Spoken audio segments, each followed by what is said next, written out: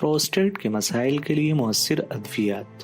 Benign prostatic hyperplasia यानी बढ़ती हुई प्रोस्टेट ग्लैंड जो कई मर्दों में बढ़ती उम्र के साथ देखी जाती है। इसकी वजह से मर्दों को बहुत सी मुश्किलात का सामना करना पड़ता है, जैसे बार बार पेशाब आना, टपकना या पेशाब करने में दुश्वारी। बाजार में इस मसले के इलाज के लिए कुछ दवाएं दस्तयाब हैं जो इन अलामात में राहत देती हैं। आइए इन दवाओं के बारे में जानते हैं। 1. Alpha blockers. अल्फा ब्लॉकर्स दवाएं प्रोस्टेट और मसाने की मसल्स को रिलैक्स करती हैं, जिससे पेशाब करने में आसानी हो जाती है। ये दवाएं BPH की दीगर अलामात में भी मदद कर सकती हैं। सबसे ज्यादा इस्तेमाल होने वाली अल्फा ब्लॉकर्स की फहरिस्त ये है: टैमसुलोसिन, अल्फ्यूजोसिन, डॉक्साजोसिन। ये दवाएं हाई ब्लड प्रेशर में भी कारआमद होती हैं, क्योंकि ये ब्लड प्रेशर को कम करने में मदद करती हैं। 2.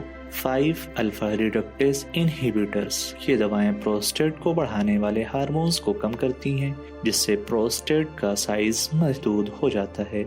इससे अलामात में बेहतरी आती है। सबसे आम दवाएं हैं फाइनास्टाइड, ड्यूटास्टाइड।